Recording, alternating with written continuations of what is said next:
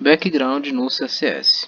Nesse vídeo eu vou aprofundar um pouco sobre o que é o background, mas simplificando, background é o plano de fundo de um elemento, tag, id, uma class que você definir. No caso eu vou utilizar aqui o body, a tag é o elemento body, para mostrar para vocês. Aqui eu vou colocar o body no CSS e vou definir o background. Eu mostrei alguns vídeos para vocês que eu posso personalizar a cor, dando a cor aqui para ele, red, ou então em hexadecimal, né, dependendo. Mas o background eu posso colocar a cor e também existe o background color, que faz a mesma coisa, vai me definir a cor. Tanto esse quanto o outro funcionam da mesma forma, só que a diferença é que esse background daqui ele é mais flexível do que o background color.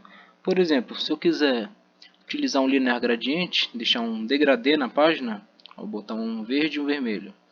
Esse daqui me permite, mas estranhamente o background color não me permite utilizar linear gradiente, nem funciona aqui para mostrar, nem na execução. Então, assim, se você quiser fazer mais efeitos, utilize apenas o background, que vai funcionar melhor do que o background color. Mas aqui, por exemplo, ficar no vídeo, só para mostrar para vocês que existe o background color e faz o mesmo efeito, ó. Deixar, por exemplo, aqui vermelho ou azul.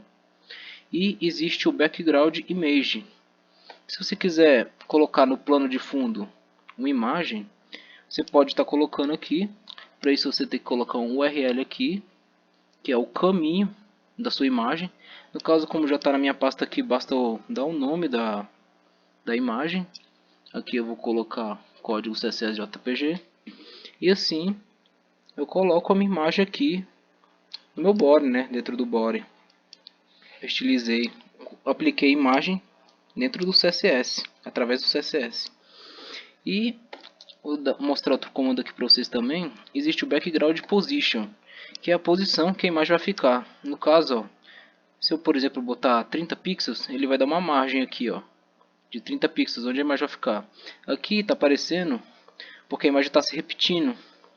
Essa imagem acaba por se repetir várias vezes. Se a imagem for pequena, vocês podem perceber que no body, se o body pegar o tamanho todo da página, vai ficar repetindo várias e várias vezes. Para corrigir isso, existe também o comando background repeat, que basta você utilizar o no repeat, escrever no repeat, e agora a imagem não vai ficar mais repetindo.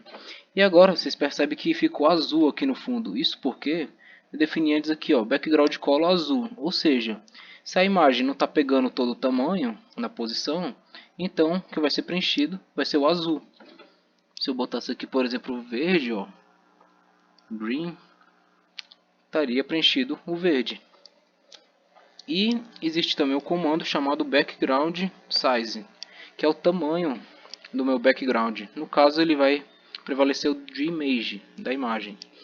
Vamos supor, se eu quero que essa minha imagem ela tenha o tamanho proporcional dela, eu utilizo o comando contain. E agora sim, ó, ela vai manter as proporções dela. A imagem mantém as proporções dela. Mas se eu quisesse que essa imagem preenchesse tudo, toda essa área aqui, e independente das proporções, eu utilizaria o comando cover. Só que esse cover acaba por distorcer a imagem, né? Deixar ela distorcida. Vou esticar um pouco mais, ó. Se fosse uma imagem de uma pizza ou outro objeto, o objeto estaria todo distorcido, ficaria feio assim, digamos. E para mostrar aqui, é porque está pegando os 30 da posição, né? Vou tirar isso. Ó, agora está pegando o tamanho todo da tela.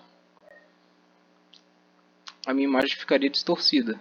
Para evitar essa distorção, se eu quisesse o mesmo tamanho, né, e deixar ela centralizado, bastaria eu fazer o seguinte: eu boto aqui cover, contain, né?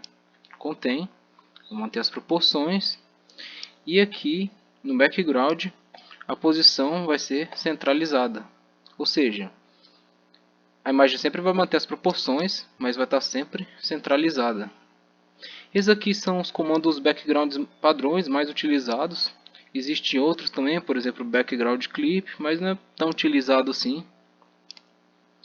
E assim definimos o background no CSS.